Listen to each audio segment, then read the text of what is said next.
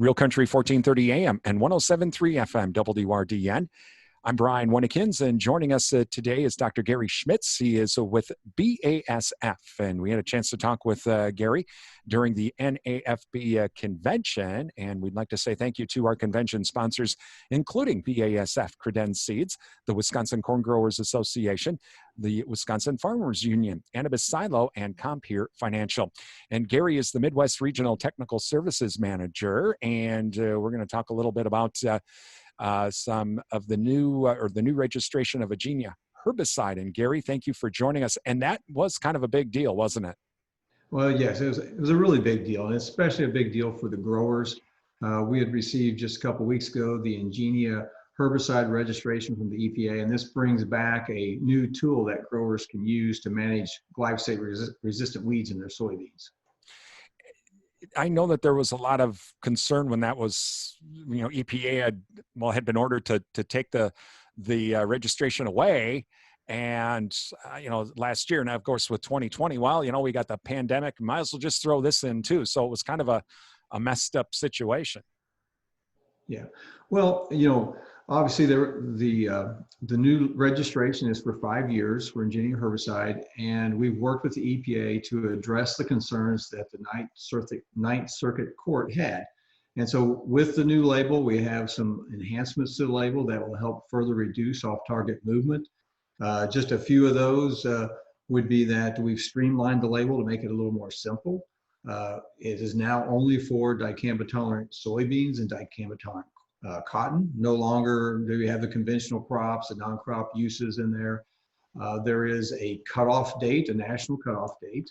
So that's June 30th for soybeans. The staging of the crops has been removed. So now the grower only has to focus on the date, and so they can plan their application much more effective because they don't have to worry about that moving target. There is a requirement to add a buffering agent, a pH buffering agent into the dicamba solution. And so for BASF, we're going to bring Centris buffering agent into the marketplace, and that will stabilize and raise the pH and further reduce the potential for volatility of dicamba. And so these are some things that are enhancements. Before, we used to ask the grower to actually go out and test the pH of the solution. They no longer have to do that. They just automatically will put that buffer into the tank. And then lastly, there's been an increase in the downwind buffers to sensitive areas. And so it was 110 feet for non-endangered species counties. It's 240 feet now. And if you happen to be in an area that has endangered species, it's 310 feet downwind. Gary, is there still the required training as well before an applicator can, a custom applicator or a producer can actually use the product? Yeah, and that's a great question. Yes, there is annual training required, and we have a robust training, planned for this winter. Of course, with COVID out there right now, we're going to try to steer as many people as possible to our online module. And we believe that online module should be up and running sometime in mid to late December.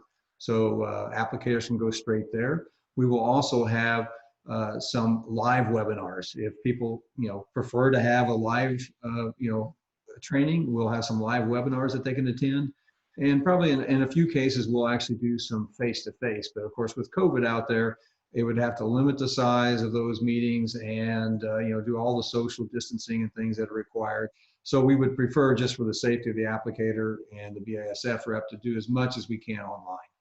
And so producers can just go right to the BASF website to register, or should they contact their local representative?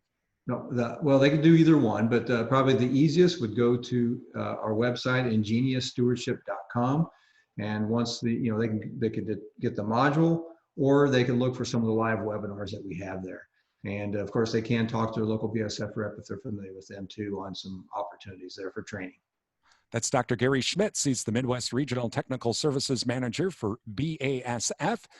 And we're reporting from the NAFB convention. I'm Brian Winnekins on WRDN.